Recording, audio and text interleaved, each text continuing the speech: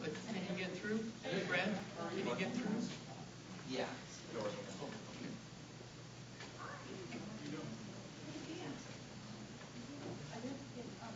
Hey, Senator. Thanks for coming. Yeah. Hey, thank you. You made it. Yeah. Hey, you're coming back up. Oh, thank you. I appreciate it.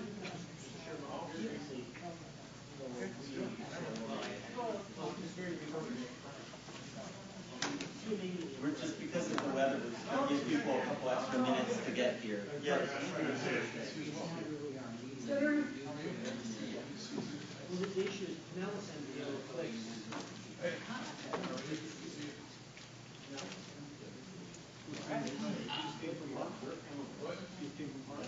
Yes. And that's very much, and I think the media will get something.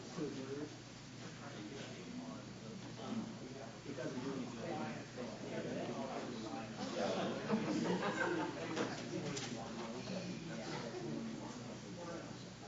what they say is, we notice each meeting, but trying to agenda meeting times to go to your calendar. That's the problem. So I just want to put it. And I appreciate it. Yeah. Thank you.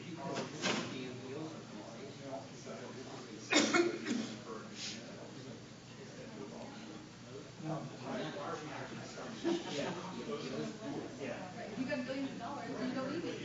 But they do work. So much money policy that's prohibiting you from saying something that you don't want, you should be asking for it.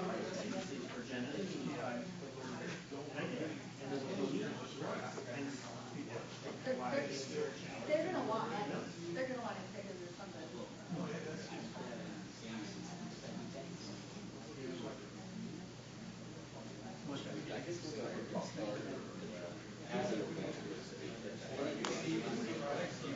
You're on track.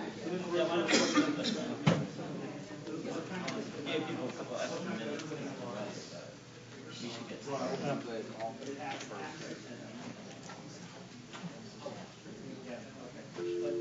Well, it might. Yes, right.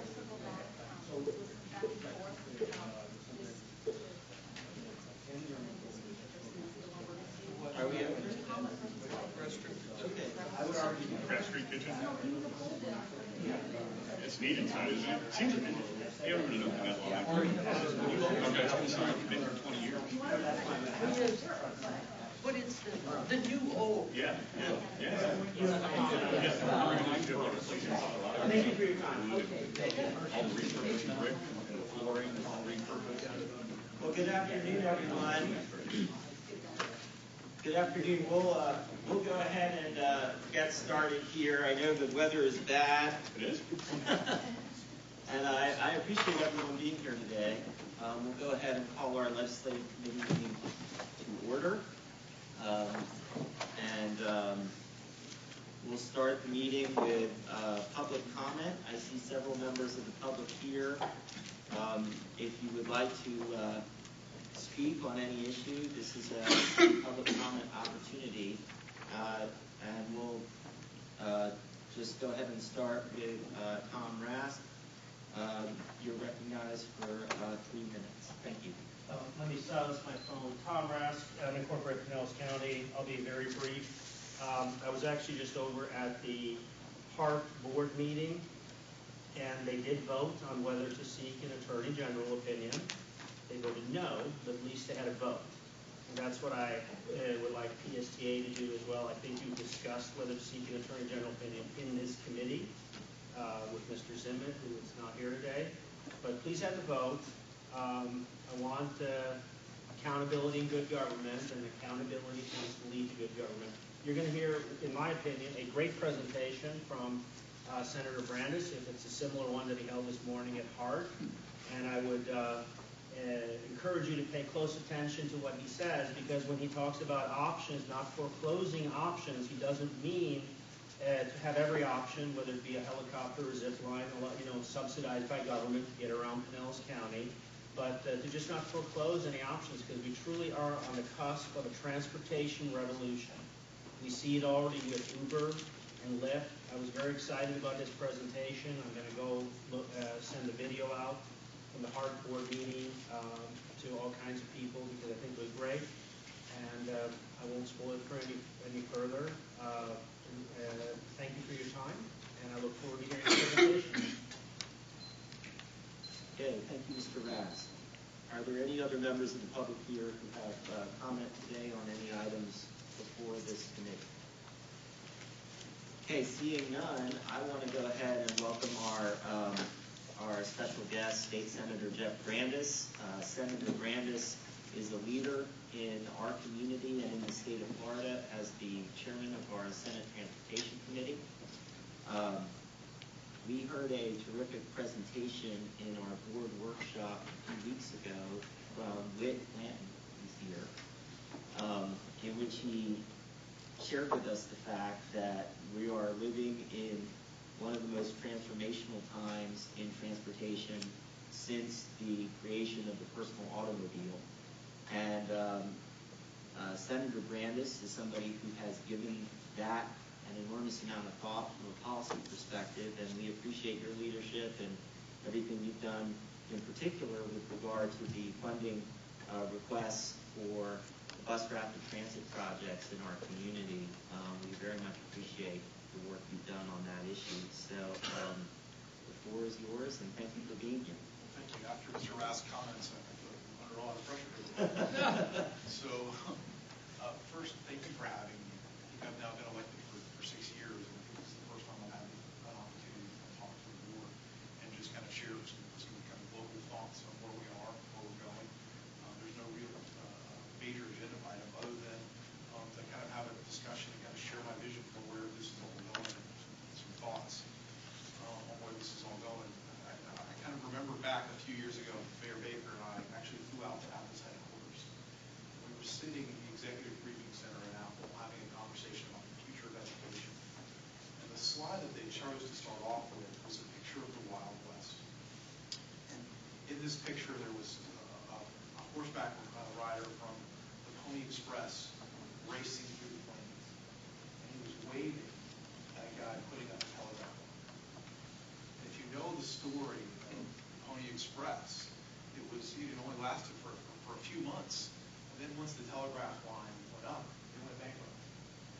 And the reason that they showed us the slide was to say we're always worried that we're on the Pony Express and that we're not the guy putting up the telegraph, and that's who we always want to be. And I think that's where we find ourselves in transportation. We find ourselves in this fascinating time where the technology is changing so rapidly, so quickly. The Pony Express took what used to be a few months-long journey down to a handful of days, but was completely put out of business in a technology that took a handful of seconds to go from one side of the country to the other. So that's where this is all going. And you're exactly right. I mean, your understanding of where we are in transportation is as profound as it was 100 years ago when we were transitioning from horse and buggy to the Model T. We are at that same space transitioning from where we are today in the automobile and bus to what is coming next, which is really this idea of mobility as a service, and see where this goes in the future. I think you kind of look at the canary in the coal mine as being where Uber and Lyft, or what Uber and Lyft are doing. Here are two businesses that have both been around for 6 years, have completely transformed the business model of public transportation in one way, shape, or form. It was an interesting issue the other day. I was talking to a group that did hotel, restaurant, lodgings. It was a hotel, restaurant, lodging group. And it took Hilton's 100 years to get 700,000 rooms. It took Airbnb less than 60 to a million. Right? So the scope, the scale, how all of this is changing is radically being transformed. And so I think we're kind of how that all relates back into PSTA is we have to rethink our metrics, right? And I think quickly you're going to find bus ridership is going to somewhere along the lines peak, and then these other businesses will start to compete against you directly, whether that be Uber Pool, Lyft Line, or another product will come into the marketplace and begin to pull some of that business away from PSTA. And so you I see us kind of peaking out and then quickly kind of transitioning and declining, and then trying to figure out why are we declining so much?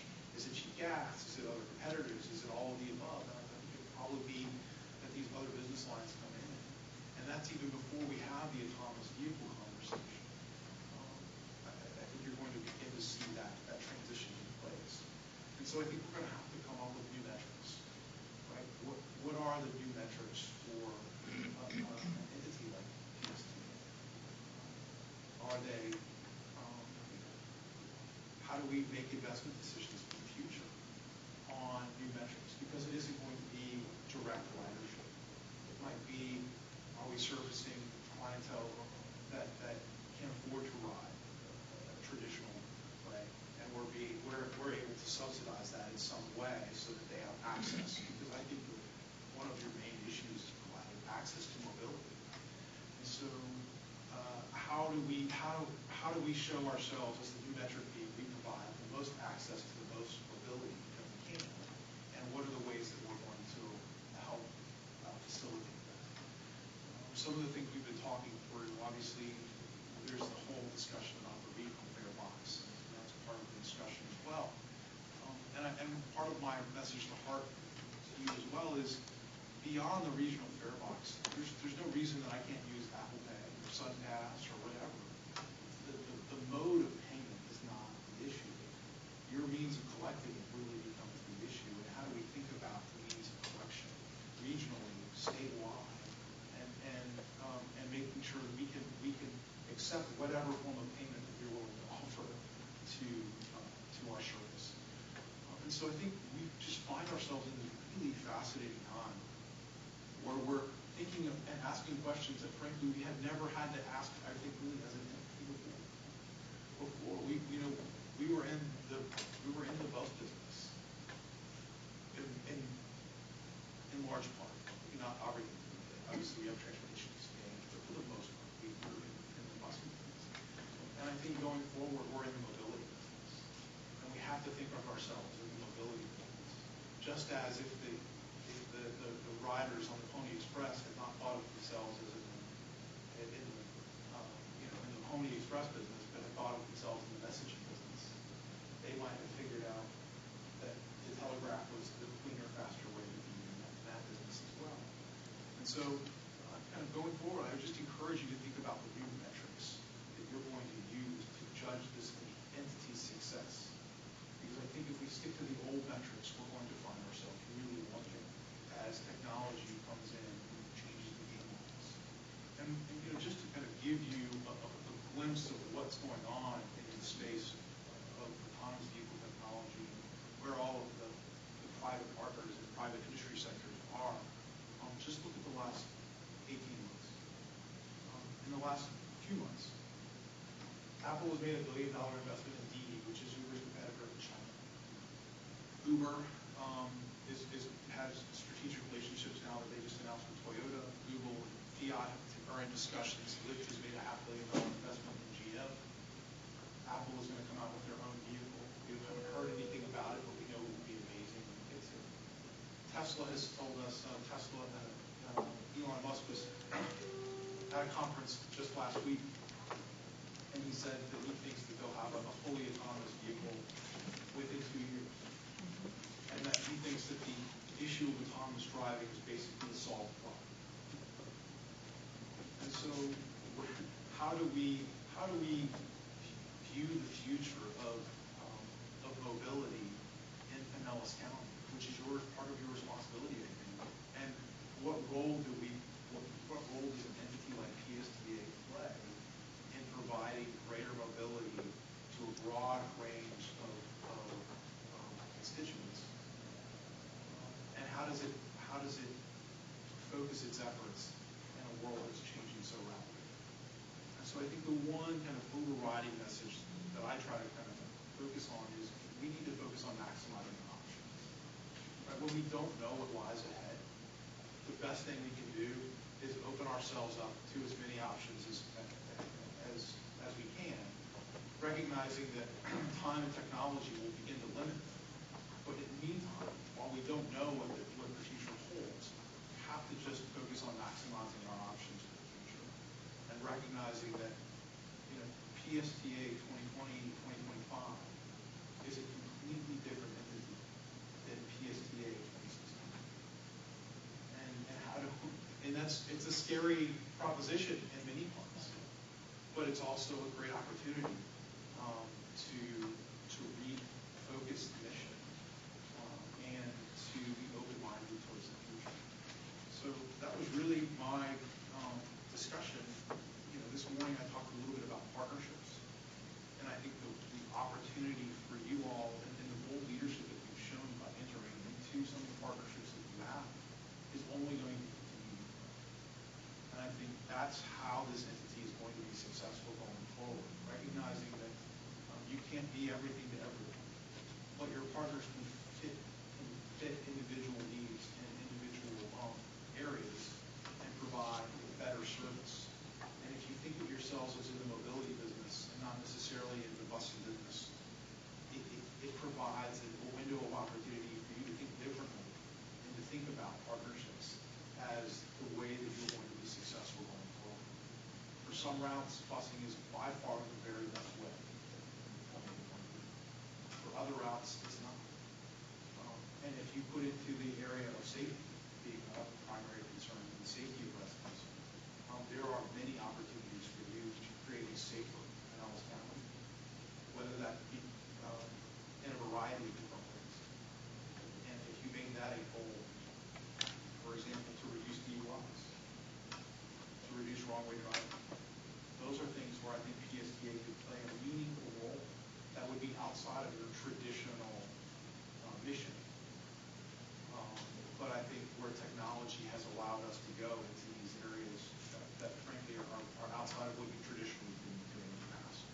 So with that, I'm happy to answer really any questions you may have. But I think, we live in this time between the lightning and the thunder. And how do you operate in this space where we see this kind of amazing transformation taking place, but yet we haven't really felt it. And that's it's hard to impress on you the interesting time by which we live in which we live, and the opportunities going forward for this entity, which I think are incredible. But we have to be open-minded to thinking about our model. Thank you, Senator. Madam Vice Chair. Thank you, Mr. Chair. And Senator Brandis, I think your comments today are not only exciting, but they are inspiring. And since I first heard your pitch last session, it has caused me to rethink in many ways how we look at public transportation, not only in Florida, but at federal level as well. And in your position in the legislature, do you agree with me that there is a new and better way to address how we fund transportation projects in our state? Because to your point about how fast technology is changing the way in which we approach problem solving for public transportation, it's almost transformational in how quickly it becomes obsolete and we're on to a new thing, hence the autonomous vehicles that are so quickly coming on the horizon. So how do you reconcile that from your perspective with, for example, the Florida Department of Transportation, who does planning in 20 or 30-year cycles? The projects that are on the drawing board right now are things that were being planned 20 years ago. And look how things have changed in Pinellas County in those 20 years.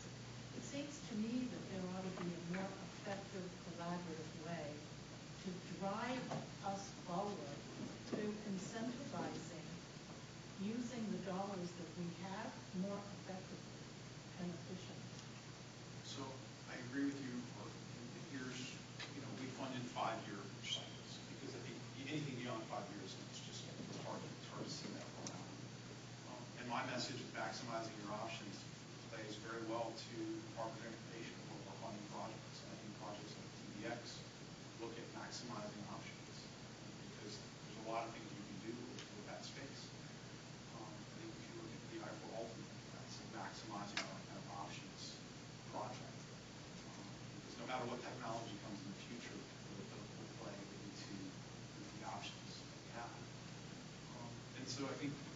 take that piece of it, which is continue to fund in 5-year blocks, think boldly. I mean, our legislation this year requires us to kind of begin to contemplate these types of new technologies, not only at the state level, but at the NPO level, which is unique amongst the states so far, and makes Florida an outlier in its thinking on this technology going forward. And I think you only see that grow over time. But I think to your point, I think there's an opportunity to kind of learn from our federal partners, and I rarely say that, in the fact that the feds do tiger grants. And I don't think that there's no reason that the state couldn't do tiger grants as well. Because I think those would fit nicely into kind of the overall scheme of rewarding entities that choose to go in bold directions and are wanting to be on the cutting edge of some of these projects and are willing to take a few risks and put some of their own money behind some of these projects along with the states to see if they're going to be successful. I think we're in a time where we need some of that bold risk taking. I think you all have shown that with your commitment to these first mile, last mile projects. Nobody came into these things knowing how this would ultimately play out. But I think it's that type of new thinking that the state needs to work. And you'll help us. I'm absolutely looking at the tiger grants for the state technical project. I think that is very interesting, and I think people have already, every county, every port understands what a tiger grant is, and they understand the importance of that at the federal level. Taking that to the state level and putting some dollars behind that and asking for those bold ideas, whether that be in match to federal or whether that be in kind of taking a lower piece of that, I think is for individual projects is really interesting. Yes, Commissioner. Thank you. Please excuse me. I always look like this, do I? I'm sorry, there's a storm out there, and I have a farm with some animals that needed some attention this morning. One of the things that we don't have the luxury of in Pinellas County is that we are the most densely populated, and I think we have the most parks in one place. But be that as it may, the one thing that Uber will do is put more cars on the road. As we have less buses and less large transportation. So we're going to have to deal with that subject. I mean, it's just a thing that we have that we're unique in the state of Florida. So I think the key is how do we maximize the efficiency? Right? We might have a few more cars on the road, but it's better to have a few more cars going from point to point than a bus with only 6 or 7 passengers going from here to there. So I think what we're seeing this transition, if you look at the Uber pool kind of model, you have a group of people who are going from near one location to be dropped off near another location. Not necessarily exact point to exact point, but near one to near another. And I think that type of efficiency will help the entire system going forward. And so I think there's a lot of discussion whether technology of the future will create more miles traveled or less miles traveled. That's still up for debate. I think no matter the decision that we make, in the meantime, we need to focus on maximizing our options. I think you'll find that this year, we're starting to have PSTA planners sit down with planners in Pinellas Park. That's the first time that's happened here in 10 years. To figure out what we need today that changed in 15 years, where our destinations are, changing routes and so forth. So I think we'll see a leaner version of PSTA in the next couple of years. Okay. So yeah, we're working on our own too. Right. I think you're going to focus your routes on the ones that you can afford to run. And that's more and more of the focus is going to be, we need to make sure that the routes that we're running are the routes people actually use. That's exactly what I was saying, because it changes. It does. And we're changing with it. Right. Other comments from our committee? Yes, Commissioner. I was fascinated by your discussion about PSTA as a mission related to reducing safety, or increasing safety and reducing DUIs, for instance. And it's that role of why should the public invest in an agency like PSTA, and what are we providing as a service to the community? Obviously, there are folks out there that are income constrained. There's probably areas of the community where having people ride hundreds of people ride just a few vehicles is more efficient than moving people around and supporting the dense urban environment. But I'm wondering about what your thoughts are as to other instances where PSDA or public investment in transportation, not in roads, is an appropriate investment of its resources. Let's say we took an hour off of PSTA service. We took a half hour off the front end, a half hour off the back end. For those of your regular riders, we'll give you a voucher to get you from point A to point B on whether that be taxi, Uber, Lyft, whatever. We'll give you a voucher to do that. With the money that we're saving, because we know exactly who's riding those in, we know who our regular passengers are during that half hour of time in the beginning and the end. With the money that we're saving, we're going to subsidize a trip all night long on Uber, Lyft, a taxi that uses our app, whatever. But we're going to provide that level of service. So imagine PSTA has 24-hour-a-day coverage, right? In the evenings, we'll pay $1 down or $2 down on the ride. By doing that, we're giving people direct point-to-point access, up to 5 miles or to 8 miles, however far you choose to subsidize it. But that type of thinking would, number one, reduce dramatically DUIs, probably by 15 or 20%. Would encourage people to be in your ecosystem that aren't currently in your ecosystem. Right? It would encourage people to look at a service that they don't typically look to, because there would be a credit for that. Or it would make people, it would focus people to utilize other transportation options versus their personal vehicle to get downtown, to move across the city, and to utilize services in a different way. I think you would see restaurants benefit. I think you would see other venues benefit around the state, around the county, if that type of model was put into place. And I think the opportunity for that is only going to grow going forward, for you to provide more comprehensive services. Mr. Chairman, I'm thinking more, there are folks out there that say, there's no reason for me to invest in public transit because I get nothing out of it.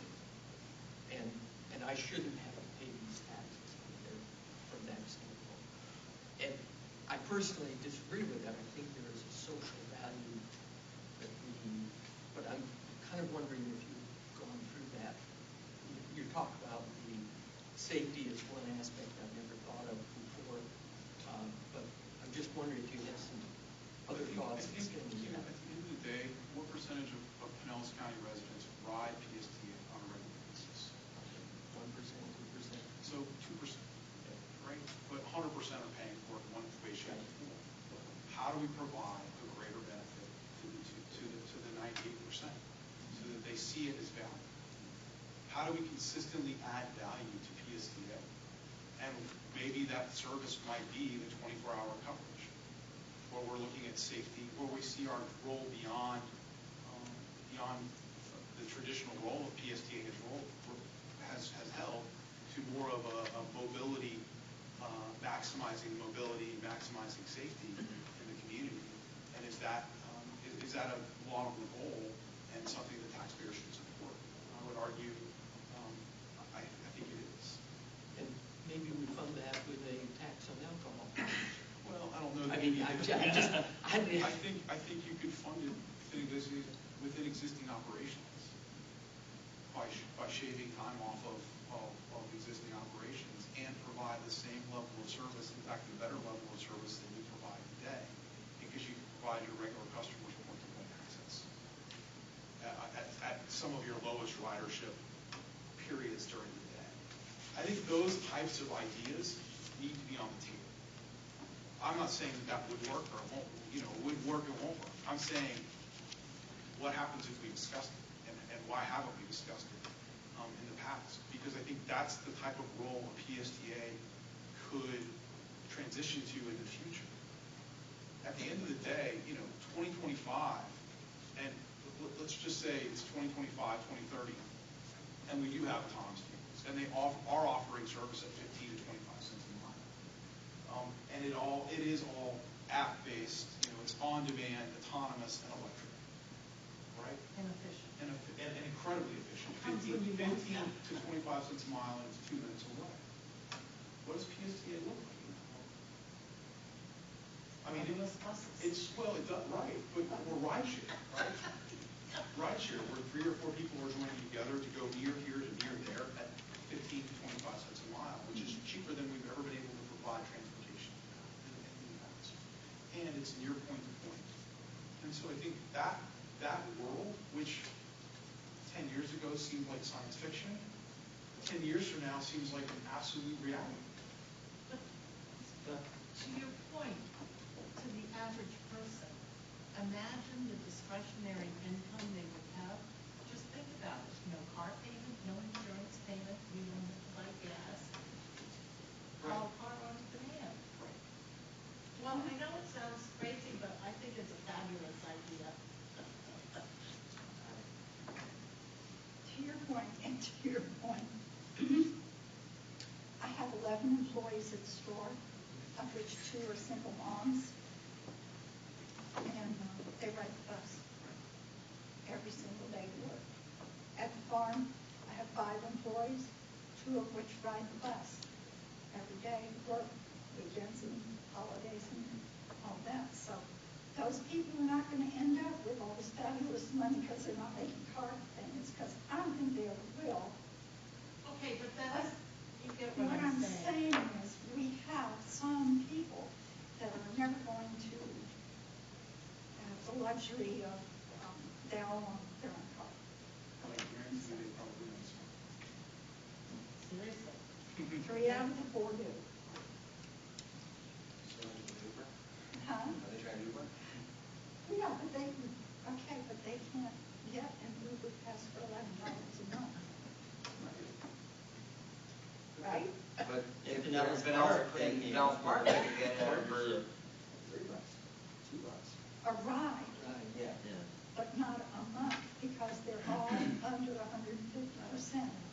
Well, but I think you're making a really interesting point, which is potentially the role of PSTA in the future is to run those types of voucher programs for those individuals who are the low cost, and that you are the clearinghouse to ensure that individuals who are below the poverty line or at the poverty line have access to mobility. I mean, we have so many people that are poverty line that are working full-time, Right. but they're still a poverty. And I think that's where your role becomes is access to mobility.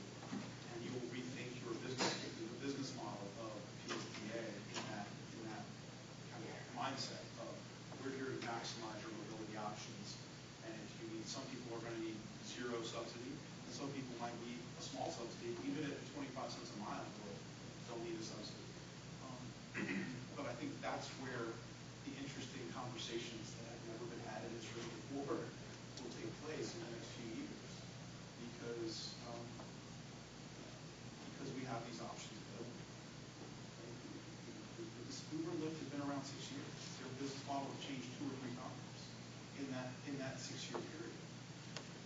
It's seeing them as the canary in the coal mine for what's coming in the future, thinking in the future is what I think this organization needs to do, and kind of the message that the goal of me coming here today was really to facilitate a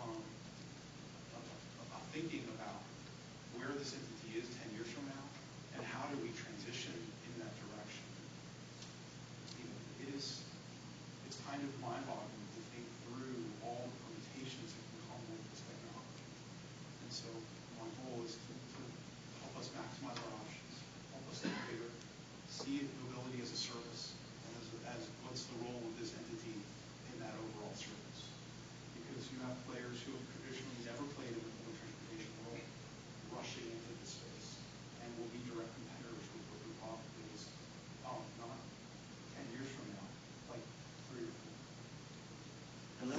I'm sorry, let me just recognize Commissioner Beavis, because he hasn't had a chance to weigh in on the discussion and wants to. No, thank you, and thank you, Senator, for coming and really talking about the bigger picture. I mean, I think technology, we're seeing it in so many different arenas. You know, you mentioned the Airbnb. Look at what Amazon is doing with the technology, and for us to think that transportation is immune to that type of change is crazy. And I love the ideas that you brought up. That we're not the transit authority. We're transportation. We provide transportation no matter what it looks like. And I think you're right that we need to think about what it's going to look like and how we fit into that. And to your point, I think you're always going to have people that are not going to embrace the technology. People that still don't, believe it or not, have a cell phone. They just refuse to embrace that. So there maybe is a role for us in that too as well. So you brought up some excellent information there. Yeah. Well, I want to. I'm sorry. One more comment. Yeah. Because, thank you, Senator, for your time this afternoon. It's so exciting. Right now, PSTA is on the verge of making a pretty bold, big decision about purchasing buses. And as you probably know, when we make those purchases, we're locked in now for 15 years. And I've been very vocal about my concerns that we are locking into technology, which 3, 4, 5 years from now is going to be antiquated, number one, and perhaps cost us more money in the long run. So this whole conversation begs for even deeper discussion, truly, about what will we look like just 5 years from now. It's almost impossible to fathom it, Right. Yet we have to keep our You system have to running. keep the system running, but I think, again, decisions need to be held up to the light. Does this maximize our options for the future? And I think if you're holding, all of your decisions up to that light, then you're going to make some different decisions. And I think two car cycles are probably 6, 7 years from now. Let's say 2020 is an interesting watershed for us having a lot more clarity of what this world looks like in the public transportation space than we have today. And I think if you can focus on getting to 2020, you're going to be in a much better position to make decisions of a strategic nature than the haze which you operate in. Well, I just want to thank Senator Brandes for coming. That was an interesting discussion, a great discussion, and it's always helpful to take some time and think through those issues.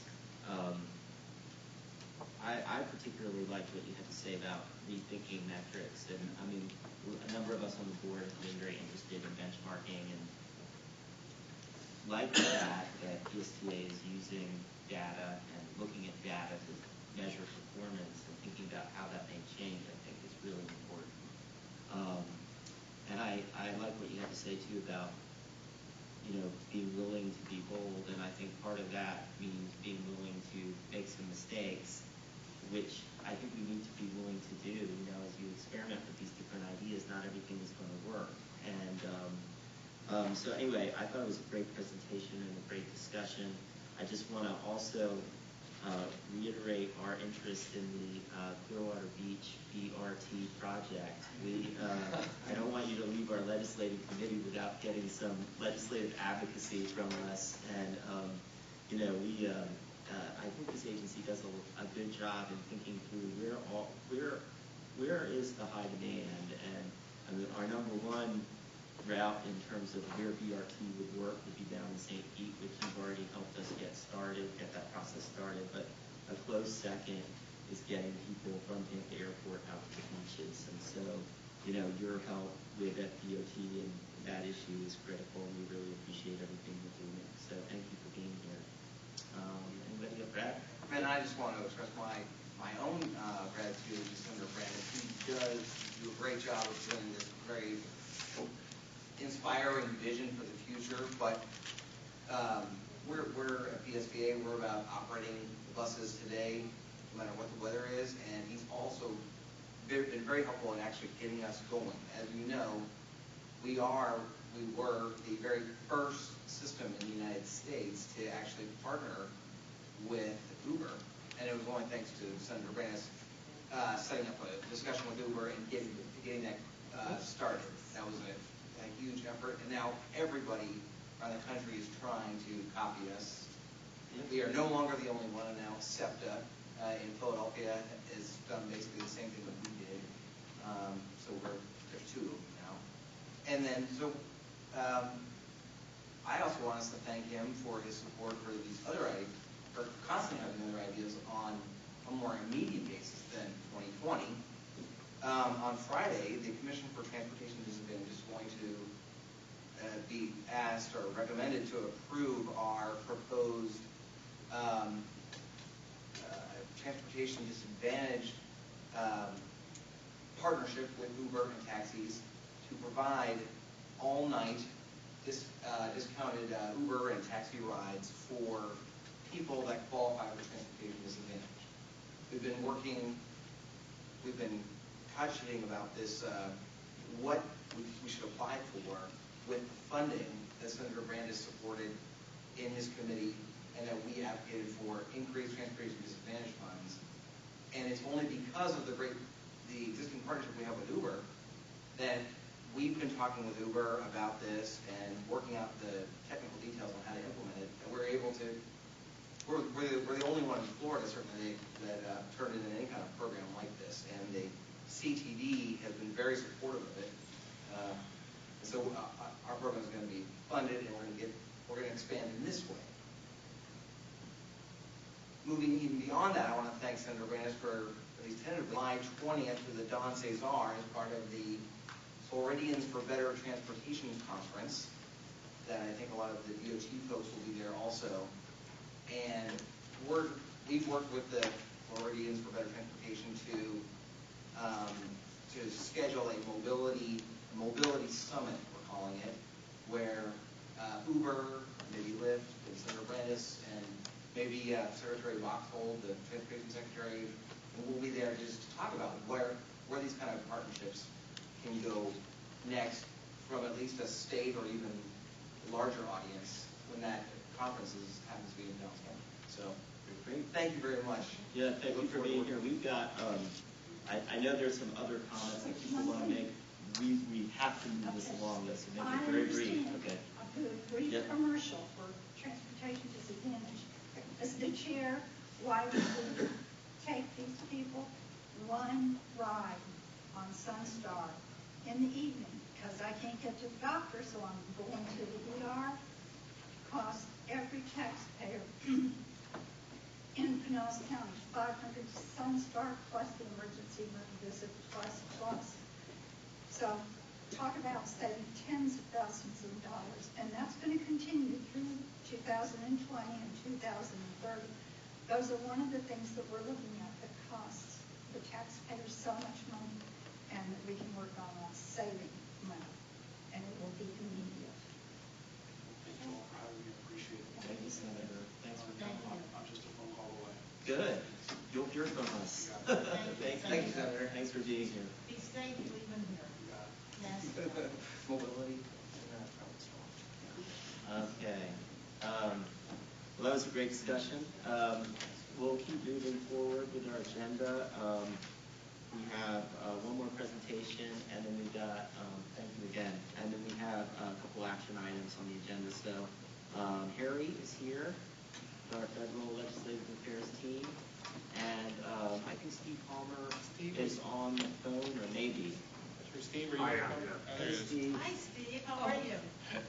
Good. So quiet. Sorry I couldn't be there today. No, we're glad you're here with us by phone. So you guys want to take it away? Sure.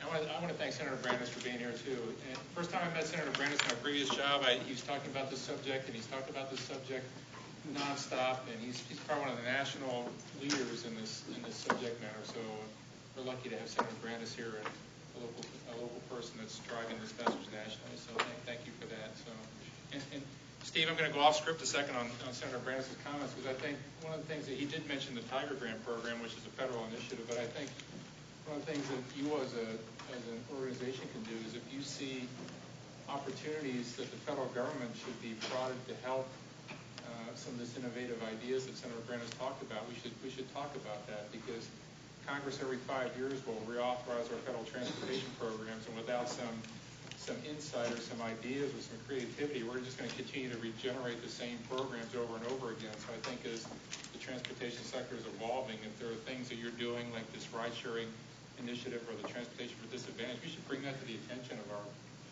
our federal leadership at the agency level, but also in the Congress, because as they're considering future authorization bills, we ought to try and find a way to work this in. And I think Senator Brandis mentioned TBX. I think the TBX is part of a federal initiative that was announced last year with the Federal Transit Administration to do some innovative work over in Tampa on the TBX roads, to try and use alternate technologies to try and ease transportation over there. So if we can do something like that here in Pinellas, I think that would be a great opportunity. So we ought to just be thinking about that. Don't just discount the federal side. We ought to try and push them a little bit to move in your direction. So that was just my editorial comment. Sorry, Steve.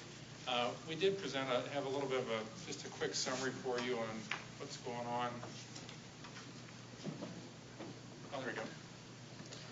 First thing Steve and I want to do is to thank or congratulate Brad and Cassandra and your team at PSTA for the Federal Transit Administration has provided approval to enter the Central Avenue BRT in the development phase for the Small Starts program. So that's a huge step forward for your project. And there was a lot of hard work. I think it initiated last year in a meeting when Commissioner Long, Commissioner Rice, and Brad were in Washington and met with the FTA. And again this year, another meeting and good advice. And you all have followed that advice very carefully.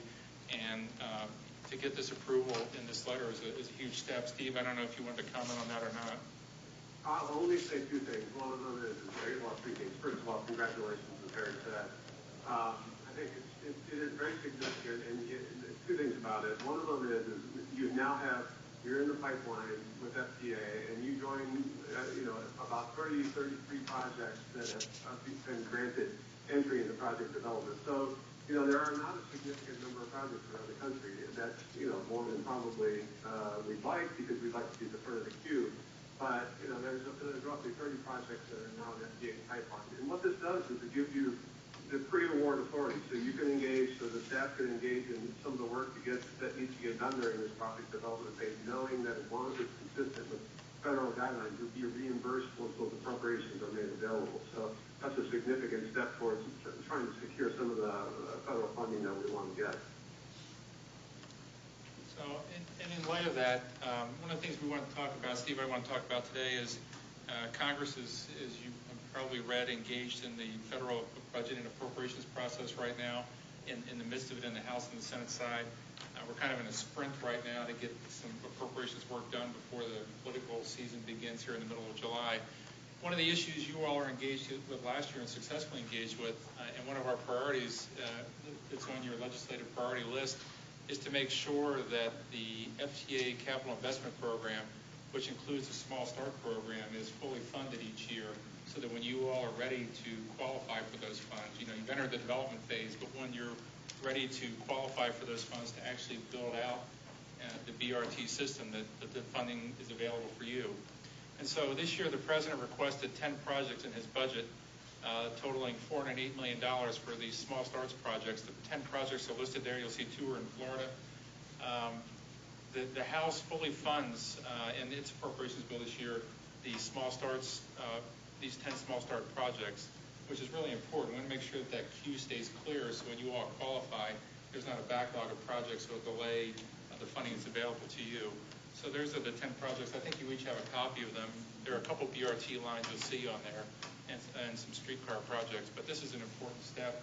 Last year, if you remember, the House fully funded the Small Starts program. The Senate severely underfunded it, and Brad and Commissioner Long and Commissioner Rice went up to Washington last September and met with the Senate and Senator Nelson and asked for full funding, and in the end it worked out that way. So the projects were funded last year, and the queue remains clear for the future.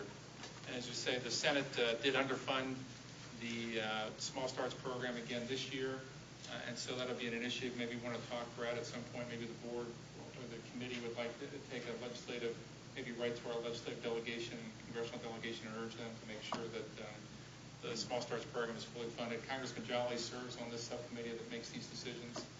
You all met with Chairman Diaz-Balart from Florida, who's the chairman of that subcommittee last year. Those meetings were helpful, I think, in resolving this. We might want to think about repeating that again this fall when we get around to making those decisions. And Harry, can I just interject a Sure. question on that? Is that a Senate problem, or is that because it looks from this blurb or this bullet that it was from the Senate side that the funding. It was the Senate. The Senate underfunded it in their version of the bill. The House and Senate have both marked up their versions of the bill this year. The Senate underfunded it. You'll notice in a later slide, the Senate actually provides more funding for the Tiger Grant program, and the House provides less funding. So it's one of those issues that they will barter and exchange during the conference period. We will take our cue from you as to the appropriate way to address that. And Steve and I will talk, and we'll get back to you and make a recommendation on that. When's the right time to do that? And I'll let Steve talk to this. The House and the Senate appropriations bills also fully fund the FAST authorization bill that Congress enacted last year. Much of that funding is what they call mandatory funding that it happens automatically.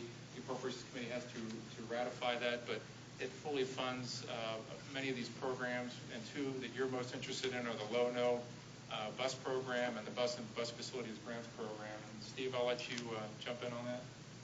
No, there's not a whole lot more to say about it than the one Harry's already talked about. The increase in funding, it will be, the $24 million on the last line of that slide. It's about $15 million of that will go for the competitive grant program, and about $9 million for formula programs. So there's not the significant increase in 2017 that there was from 2015 to 2016.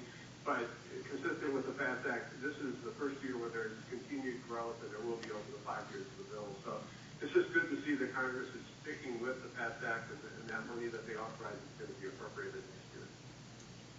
And one of the things that Steve and I wanted to point out in the House Appropriations bill this year that provided the authorization to release the funds for the FAST Act, under the Bus and Bus Facilities Program, which is one of the programs that you all apply for, I think, each year, there is a section, if you look at the last line on this slide, it talks about, it reaffirms something that's in the FAST Act, which is that the age and mileage of bus fleets should be a primary consideration for scoring applications when you all apply for these funds. And I would imagine, Brad, we haven't talked about this, but given the age of your bus fleet, I would imagine that would be helpful to you in the applications going forward. So if priority is given to aging fleets, I think that would be a good thing. I think we have a question on that slide. Yes. I do, Harry. In that FAST Act piece, Yes.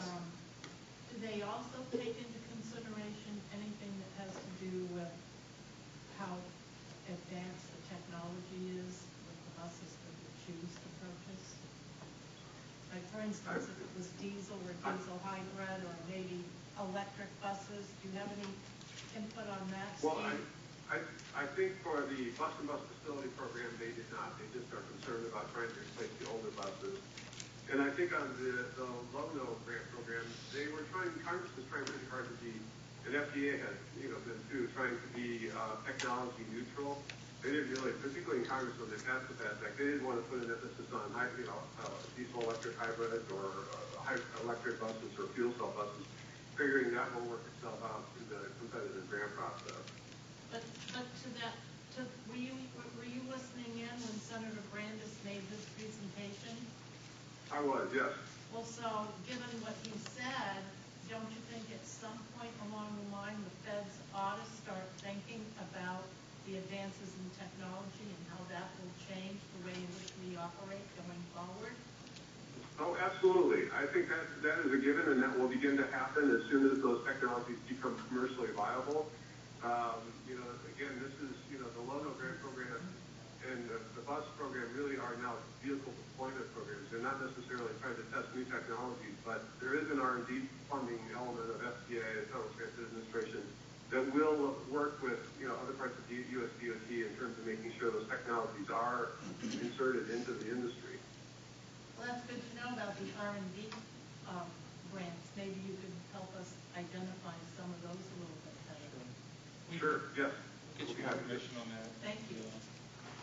And along that line, on the next slide, under the LONO program, the Senate actually provided some report language, which it doesn't give directly what you're talking about, Commissioner Long, but the last line talks about, I know you all are going to apply, or have applied again for another no-load grant, but they are trying to focus again on the cleanest technology. So anything that we can do going forward to get you into cleaner technology would be helpful. I know we run successful in the first round of LONO, but hopefully we have better success this time around. I know we have good congressional support again for your Especially application. like that last line. Right.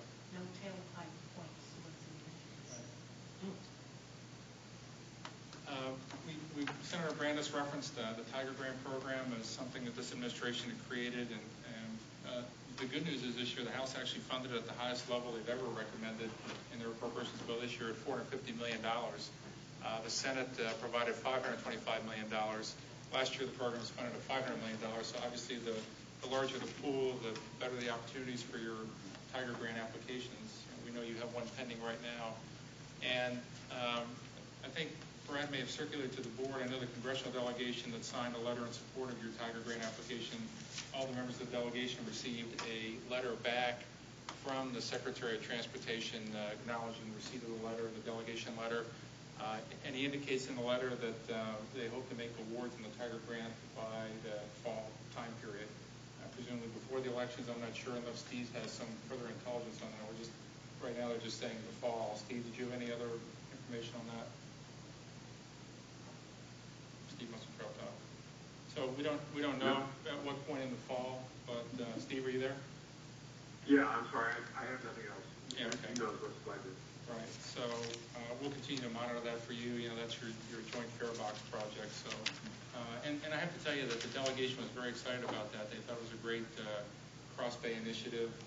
And again, it goes to what Senator Branch was talking about, trying to show some creativity on your part on how to respond to changing technologies and increase ridership. Last thing, just to give you an update, as we said, the House and the Senate have both, at the committee level, approved their appropriations bills. The Senate actually approved their bill in the full Senate on May 19th. The House approved their bill in the committee on May 24th, but not quite sure what the schedule will be for further consideration of the bill.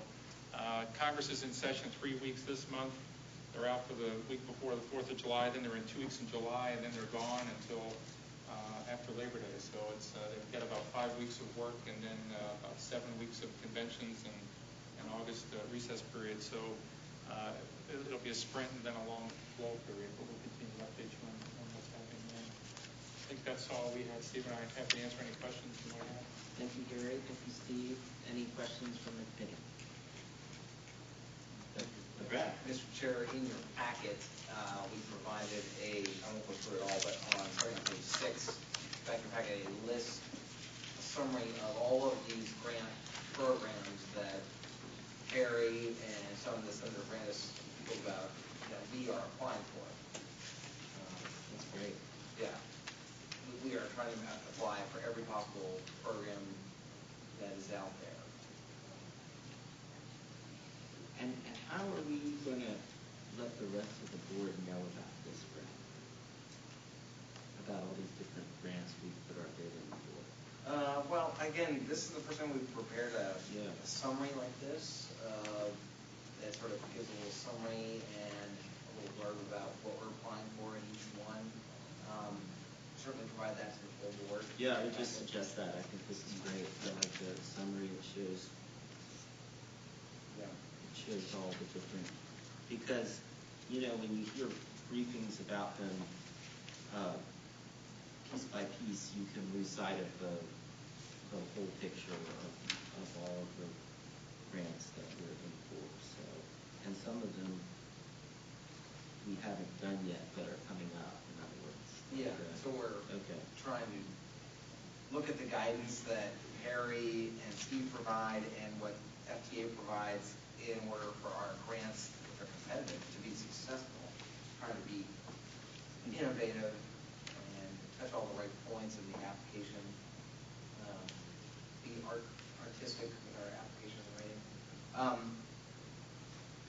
As Commissioner Malone spoke, I think it was interesting. I was thinking about your comment about, well, gosh, didn't the Congress think about being innovative when they put that together about about the buses. And I don't know if Harry and Steve would disagree with this, but it seems to me like when new ideas come up in Congress, they created a new program. They created a new program to address that new thing. And they don't go back and take existing programs and modify them so much to reflect that. So that bus-to-bus facilities pot of money was basically for replacement, state of good repair funding.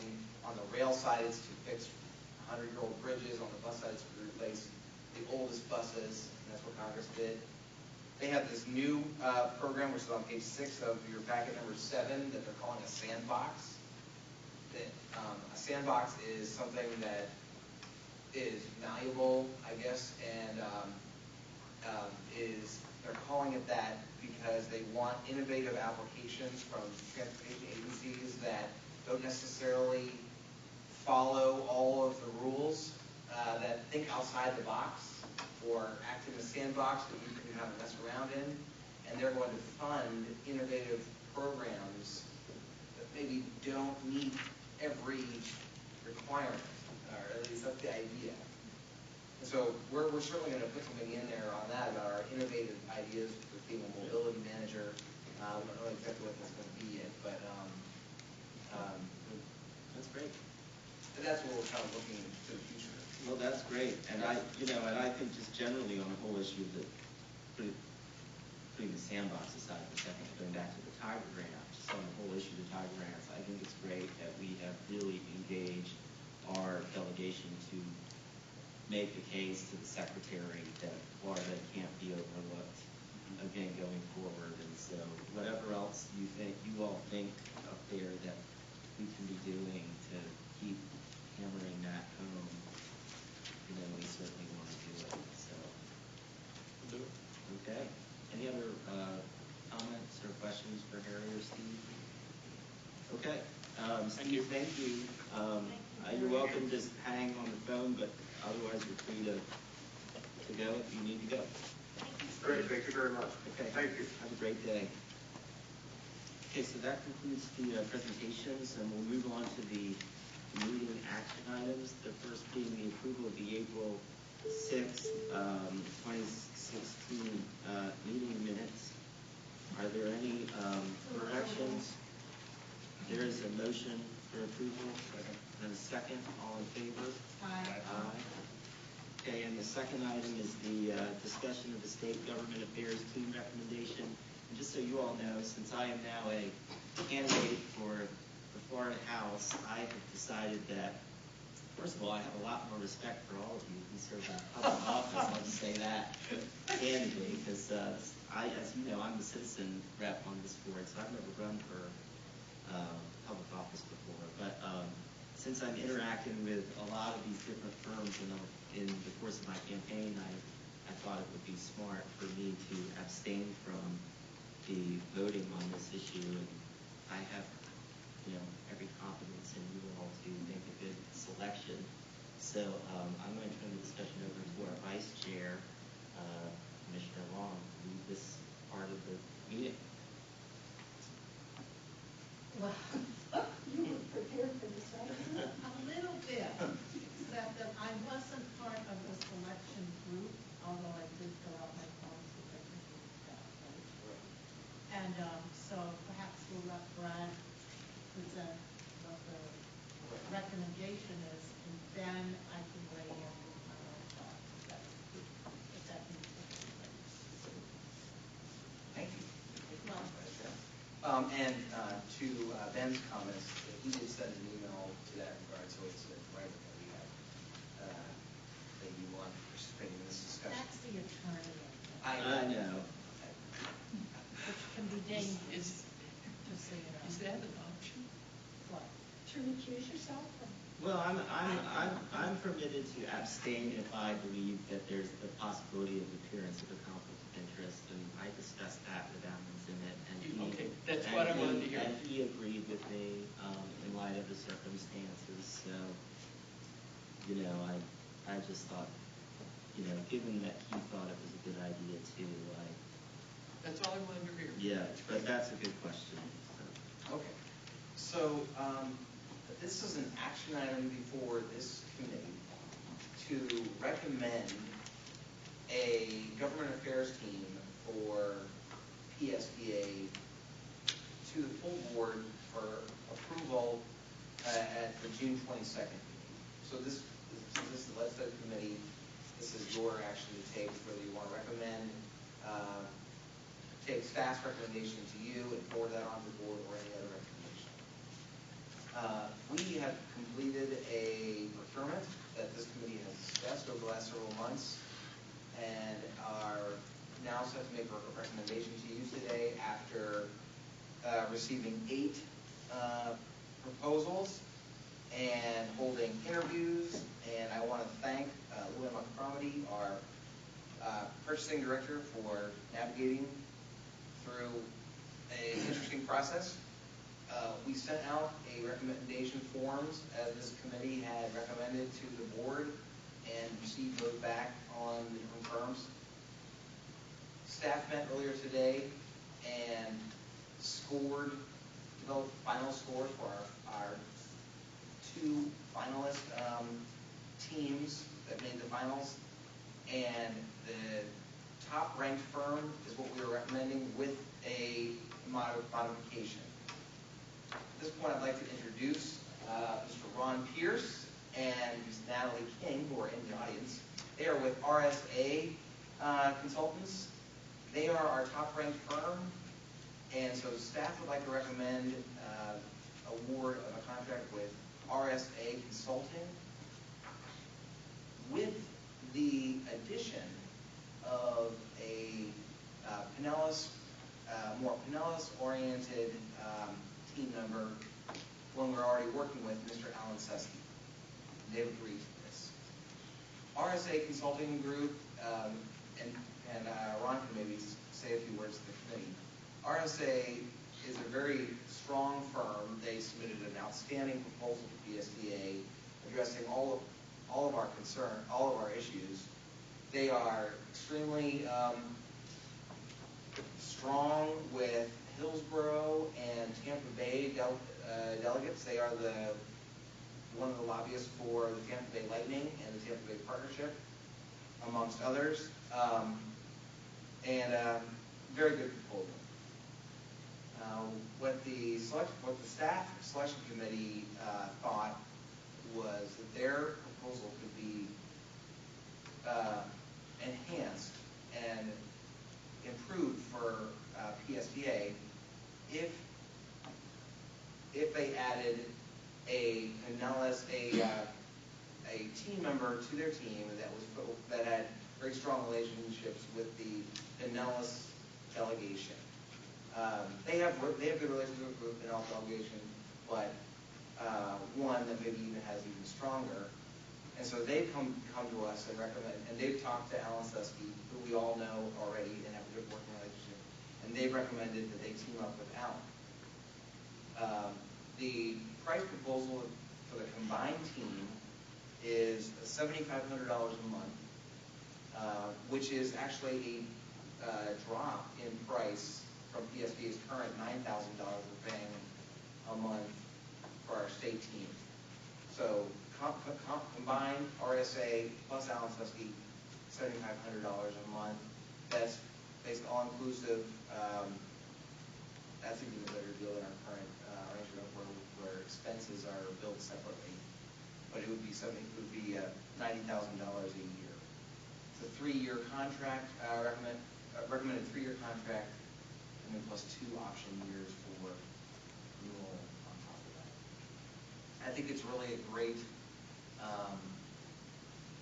path forward for PSTA. Again, I'm really excited to work with RSA. They worked really hard on that proposal.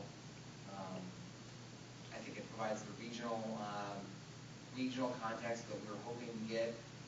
That, quite frankly, maybe we didn't have so much in our prior team of Ray Robinson, and then that's why we added Alan at the end. I think it'll be great. So I'm very happy to recommend to the committee for your consideration RSA consultants with the addition of Alan Sesky for a 3-year contract plus 2 option years, not to exceed $7,500 a month or $90,000 a year. Motion to approve staff's recommendation. Second. You need to.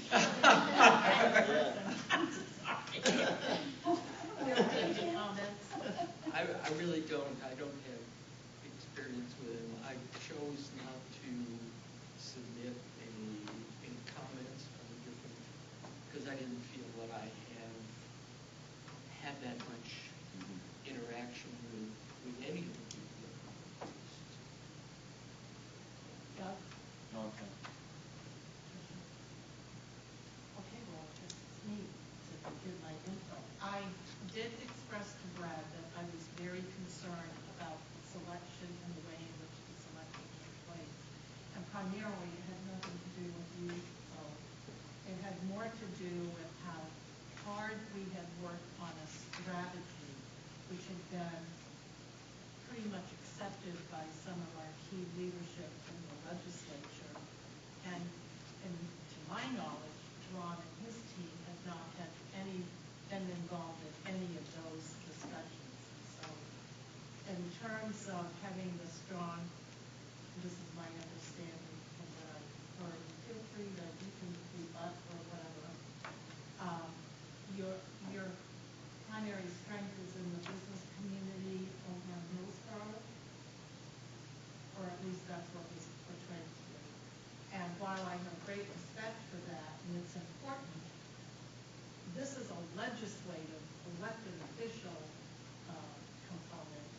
And frankly, I don't know how strong your relationships are with the members of the PSTA board, for one thing, or I don't know about politics, I don't know. So if you'd like to address that, please do. But I mean, I'm very pleased that you've agreed to work with Alan, because Alan was very instrumental in all of that and knows exactly what the strategies were to go forward. So I don't know if you've had a chance to get up to speed on all of that, but it's a pretty sophisticated strategy. I mean, I'd be concerned, I'm just concerned about that. Let me start with, first of all, it's been an absolute pleasure working with staff in this entire process. The last couple of weeks working with staff, arriving at this point. Let me start off by addressing, we don't have just relationships in the business community. I mean, RSA Consulting was formed in 2009. We have over 40 clients we represent. A lot of them are obviously based in Tampa Bay. We do have clients based in Pinellas County, Community Health Centers of Pinellas, at the team. We have a number of statewide clients, of Florida Station Community Health Centers, Tax Collectors Association, Uber, to name a few. From working with boards that have elected officials, we already do that. We already work with the Tampa Sports Authority. Their board is primarily made up of elected officials. So we're used to working in an environment where we have an executive director we may be working with, but it has an elected board, a board of elected leaders that they're working with as well. You know, Commissioner, you're absolutely correct. One of the first things we talked about with Brad was when we sat down and said, if we have this opportunity, we have an entire work plan already kind of outlined, kind of a flow chart that talks about from a legislative strategy to a communication strategy, what it's going to look like, for not only for the next year, but beyond that. Because as Senator Brandon said today, you know, we have so many opportunities. If you have a one-year list of the agenda, I think, you know, it's you're not doing yourself service. You have to look beyond the horizon. Look at all the legislative leaders that are coming from Tampa Bay over the next 6 to 8 years. I mean, you've got Senator Latval will be appropriations chair in the Senate. You've got Richard Corkin in Pasco County, who's going to be Speaker of the Florida House in 2 years. You've got Bill Galvano from Manatee and Hillsborough County that will be President of the Senate. You've got Chris Sprouse from here in Pinellas that will probably be Speaker in a few years. So developing an agenda, which you already have, and we've already begun to get up to speed on. So working with Brad, staff, and more importantly you as the board to making sure that agenda comes to life in Tallahassee. We're prepared to do that, and there's no doubt between our relationships in Tallahassee, but more importantly, our experience in the process. I think one thing that made us a little bit different than some of the other folks that applied is you hire lobbyists for 2 reasons. You know this from firsthand from being in Tallahassee. because of the relationships and the knowledge of the process. We have a ton of relationships because of our client base and from being based in Tampa Bay. A lot of clients, not only Hillsborough County, but let me start off with, but also in Pinellas as well. Senator Brandis is, somebody we've worked very closely with on a number of issues. Representative Sprouse, Representative Peters on mental health and other related issues. So, there's a number of people from Pinellas County that they're already working with. So what I would hope is have the opportunity to work with Brad and work with you and work with the board on your current agenda, but also trying to take that agenda to the next level as well. I say, how well behaved I am. It's amazing.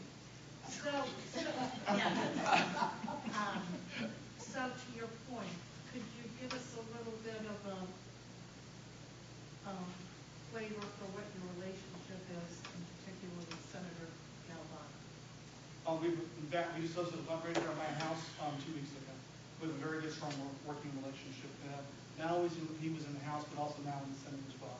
Right, and I served with him as well, but he's integral to a piece that I feel very strongly about, which hopefully I'll get some chance to chat with both of you. And I'm actually, Senator Galvano obviously was in the House prior to being in the Senate, and I was with Tampa Bay Partnership back in that day. And so I was actually instrumental with him with the development of T-BARTA. We actually were the ones who worked together on that legislation at the time. I did lead the partnership before we went with the funding component of that, but we also worked with Galvano very, very closely. He is one of the greatest regional partners I've ever had when I worked in this process. We were the ones who helped coalesce and do the bylaws for the Bay Area Legislative Delegation, which is the 40 members making up 25% of the elected body representing our communities county-wide. So our relationships go back deep with him. We're very strong. I've been personally very involved with him on education. As many of you know, he has his golf tournament for his father's honor down there for the Education Commission. I've been very, very engaged on that level as well. So our relationships are transportation specific, but they also run the gamut of multiple issues. And as Ron said, we also have a lot of deeper relationships here in Pinellas County. We represent the Associated Builders and Contractors Association and work both local, county, and statewide for them here in Pinellas. We represent the Diversity Initiative, who works with those persons with disabilities looking for employment and for placement in the business community. We work with them on the Transportation Disadvantage Initiatives as well, and have again met with the city, county, and state and federal officials on those issues. So we definitely have not just a breadth of relationships in the Tampa Bay region, but a depth as well. So I will look forward to chatting with you about some of the things that you just spoke about, if you don't mind. Absolutely. And then maybe you could, let's see, let me just double check this gentleman's name. How about your relationship with Representative Stano? It's extremely close. Actually, meeting with him on Thursday. Representative Stano actually ran a bill for us last session. I'm doing my son's college orientation, so the semester is all I'm living right now. But we ran a bill with him for high school athletics this last session. Worked very, very closely with several other bills with him this year. His human trafficking bills are very close and near and dear to our hearts, some of our clients. The YFA out of Pasco County. So we have a lot of initiatives that cross over with them currently, but the relationship that Ron has spans many, many years, being that they're both from the Brandon, Eastern Hillsborough community. And again, I would say he's of our top 3 or 4 that I would call upon and very, very close to him. Thank you so much. Talk really fast. I Are you do. from New England? No, I'm from California. Oh, okay. Let me add one additional thing too. When I talk about experiences, we bring different experiences to the table. I'm a former staffer, as you know, from Tallahassee. I'm very like Harry. I came from the process. He worked in D.C. I worked in Tallahassee. I spent 6 years working for Tom Lee. When Tom Lee was first time he was in the Senate.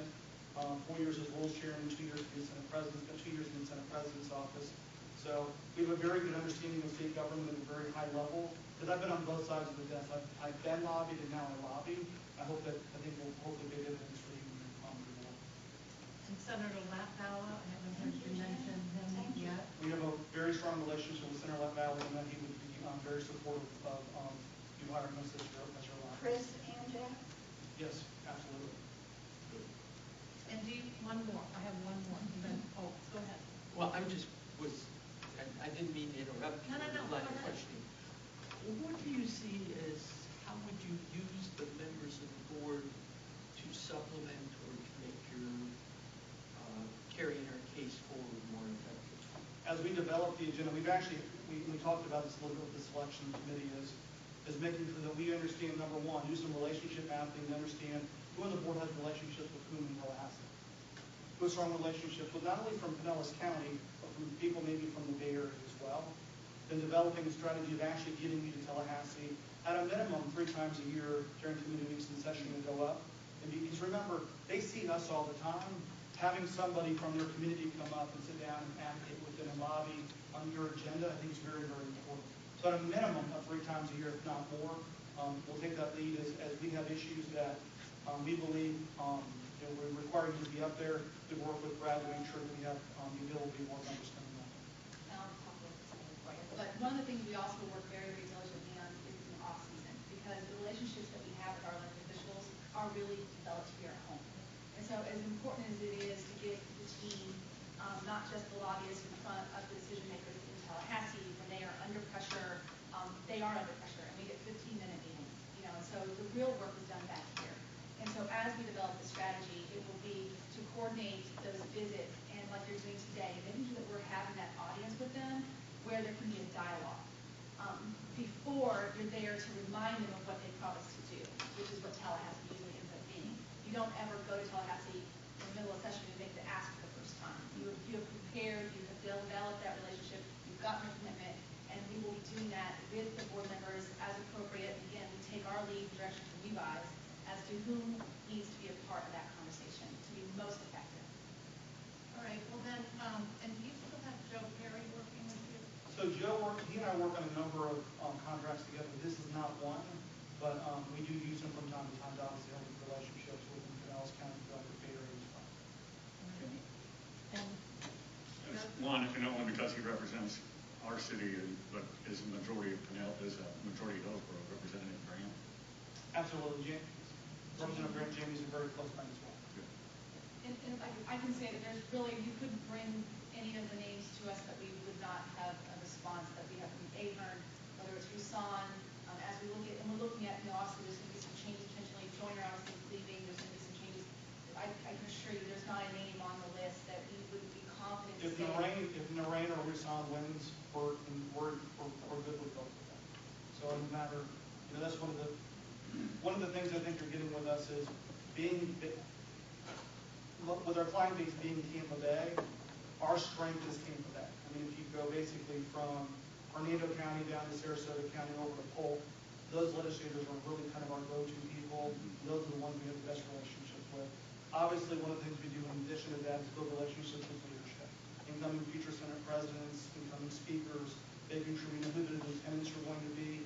So we do spend a lot of time with folks. A great example is Representative Oliva.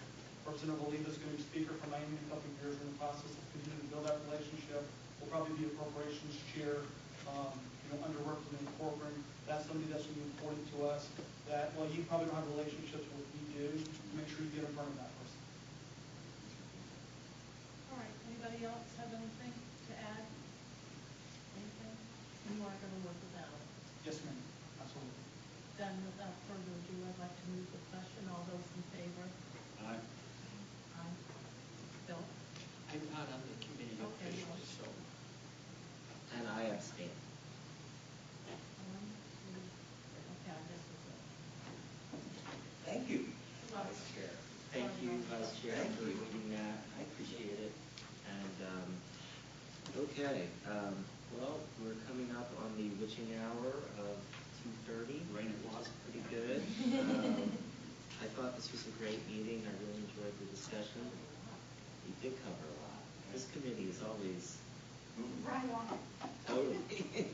That's why I'm so glad that we no longer do this thing where it says that we're going to cover the meeting in 60 minutes, because it stresses me out because it's impossible to do that. So, future meeting subjects.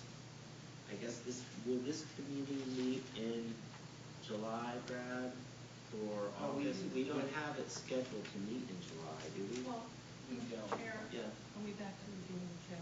Sure, I'm in. Put me back in the game, Coach. So my question would be, before we answer that, Right. is, do we have dates for committee weeks yet? Technically, we do not, but since it's an election year. It's an election year. Since it's an election year, the first opportunity, it probably won't be any special sessions, we'll be back 2 weeks after election day in November, maybe some type of organizational session or, organizational meeting in December, but officially you'd have the 2 weeks in January, the 3 weeks in February for sure. So at what point do we start our legislative strategy for next session? Now, and we're prepared to do that. We've already outlined, a strategy to staff to begin working on that, so we're ready to start working as soon as the board gives the green light to us and working with Alan, so we're good. Well, in light of that, I mean, I think we probably need a summer meeting. I do too, to give the But- strategy. And we have, the next meeting is scheduled for August 3rd. okay. Another thing that I would like to invite the legislative committee members, if they're so interested, is coming to the Don Cesar on July 18th with all these transportation people from around the state to talk about mobility. But certainly we'll get with Ron and Natalie and Alan over the next couple of weeks, assuming the board goes for this next week, and come to August 3rd with a draft agenda and strategy to then start talking about.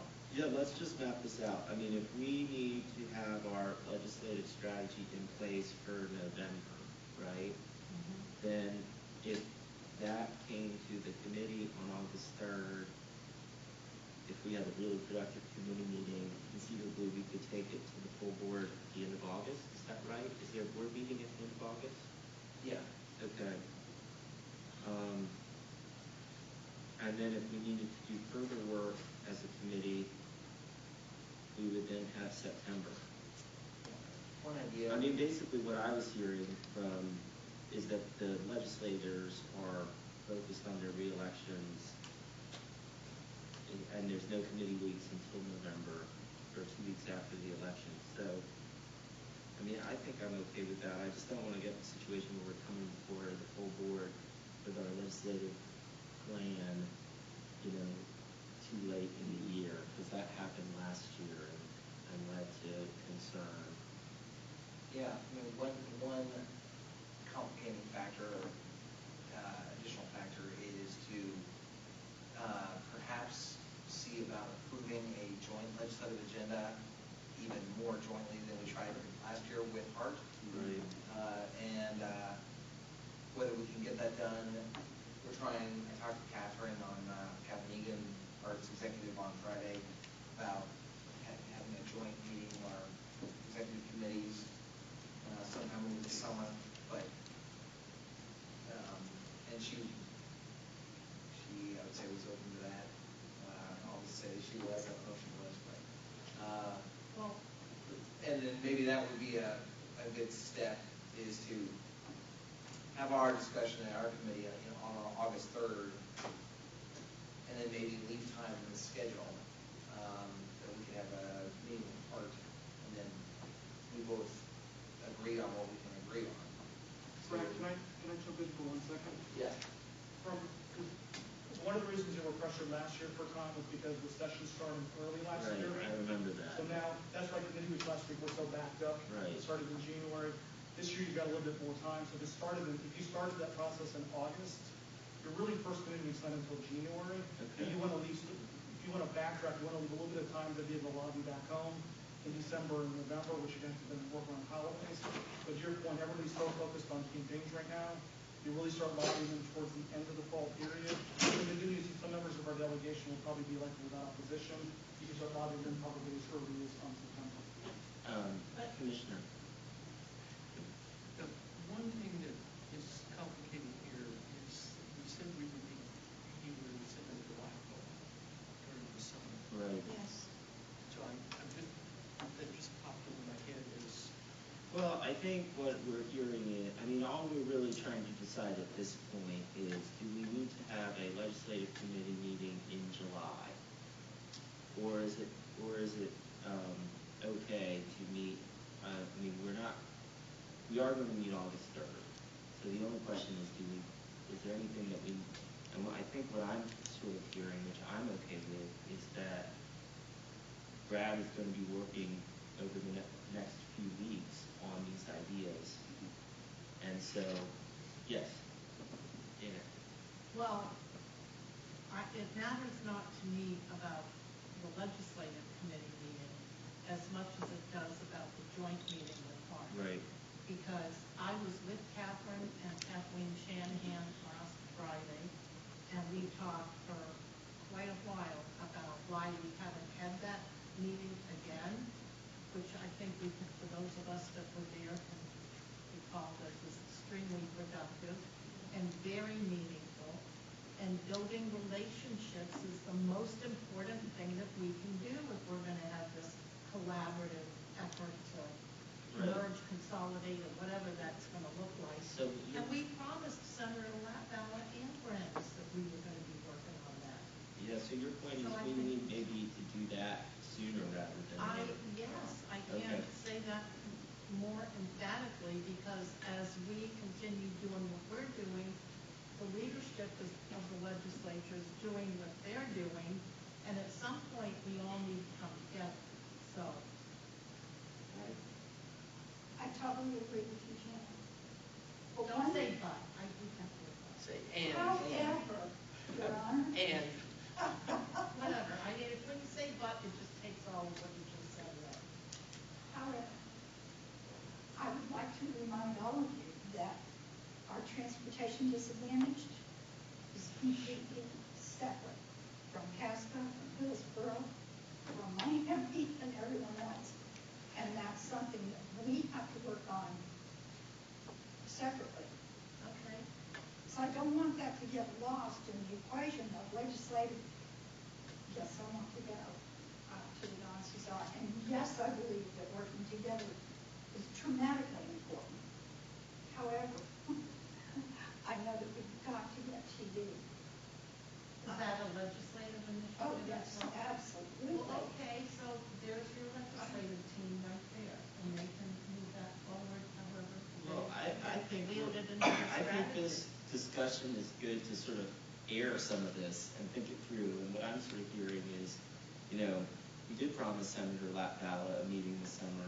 There is this need to have some more joint discussion with Art, and that needs to happen sooner rather than later. So maybe the direction from our committee is that we'd like to see those things happen before the August 3rd meeting, because the August 3rd meeting is an opportunity, frankly, for you all to report back to the committee on how that has gone. And I mean, does that seem right? Am I collectively expressing our feelings? So, and at the same time, your strategy for the transportation disadvantage moves right in the whole big picture. Okay. And that's what I'm trying to say. If it wasn't for legislative, if it wasn't for our legislative work this past year, we wouldn't be in the position we are today. Which is good, right? Which is several goods. yeah, Commissioner. You're right. Study All of it. Sorry, Vice Mayor? Are you Vice Mayor this year, or? Am I what? Vice Mayor? No, not this year. That you said about the TV program being competing with Hillsborough. I'm wondering if we could partner with Hillsborough and gang up on some of the other regions. If we were to take a regional approach, would we be even more successful with TV? Well, you have to realize, I don't think so. They have given their program to a not-for-profit charity to run. I don't know about Pascal and the other. Well, one of the things I think we could do prior to our August 3rd meeting is,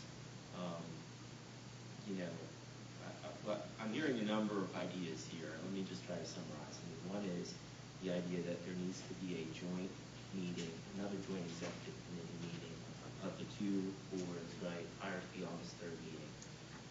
Number two is that we want to make some progress on the issue and the meeting with Senator Latvala prior to that August 3rd meeting. Okay, so it seems like there's agreement there. And maybe the third thing is that we, obviously staff and Brad and our state legislative affairs team need to work out some of the details on this, both the agenda and the strategy in terms of how we're going to accomplish that agenda, so that we can have more discussion on those issues on August 3rd. I think some of the discussion about the TD funding issues and the best way to approach it are good, and those are ideas that they need to flesh out and bring back to the committee so that we can really do that. So, are there other pieces here that okay. Not on that, but I have one more. Yes, go ahead. Item. Okay. Are we in a position to decide at this meeting if we're going to take a vote on whether or not to give an attorney general opinion? I mean, my view on that is, if you want to suggest that to be added to the agenda for a future meeting, that would be fine. If you want to, I mean, you can certainly make that motion or have that discussion now. I'm running a little bit out of time right now. That's my only concern, to just, we've been in here for almost an hour, 45 minutes. And, on that issue, Chair Diamond led this committee through a process the last couple of months, when that issue was first raised, that we have put together a pretty detailed documentation of our position, that of our attorney's position, supported by a memo by the Hart attorney in the same vein. Our legislation allows us to hire a lobbyist, and that's the process we've taken so far. And Chair Diamond had us document that with extra minutes, etc. Yeah, and let me just summarize that a little bit more. I mean, this came up a couple meetings ago. Commissioner Eggers brought it up, I think, at the full board, and said, I'd really like the legislative committee to give this some real good thought. So we had Alan Tennant come to our meeting. We had him summarize his legal reasoning behind why the board was authorized to retain a lobbyist. We had him summarize the legal reasoning of David Smith, who's the general counsel for Hart, Ray Robinson, and at the time the committee felt like that was, I mean, we were clearly relying on the advice of our general counsel and have been for a long time in our use of lobbyists to advance our agency's goals. And so I've been comfortable that we've been getting the correct legal advice on this. I am too, and I'm perfectly comfortable with it. I Yeah. just wanted to bring it up since it had been brought up to I us. agree. I mean, I don't think it was even really a question, it wasn't, well, I mean, it was pretty clear that we were acting. I mean, Hart's general counsel have prepared this 25-page memo, I saw it. which, Yeah. But his legislation is different. and Alan did address that and sort of quoted from our special act, and there's pretty broad language in there. I mean, I'm not trying to put words in Alan's mouth, but he felt comfortable, and so that made me feel more comfortable. If you feel comfortable, I feel And comfortable. me too. So I'm Okay, good. but it was brought up, so. Yeah. Any other items before we adjourn? If you'll allow me 30 seconds. Yes. I had a conversation with my son. He lives in Arlington. His wife works in downtown DC, 5 miles away from their house. Her commute by car is 1 hour. Saturday night, I met with a young gentleman that works for Franklin County here, works up near Citrus Park. His commute is 1 hour. Going home, it's an hour and a half. And he's probably 38, something like that. He said, you've got to have better transit in this area. Talking about he gets stuck in the Howard Franklin Bridge every day going home. I think we can all agree. Oh, God, yeah. That's all I wanted to say. I think we are all here because we agree with that, and I want to take a special moment at the end here to thank Commissioner Long for the very good op-ed that you wrote on this issue that I read that I thought was excellent. And we're all Stay tuned, there's more to come. We're all working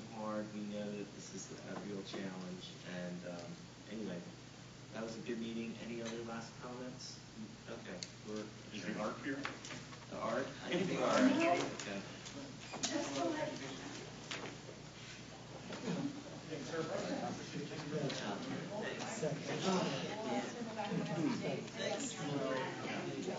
Oh, man. Just want to get it. I feel like it.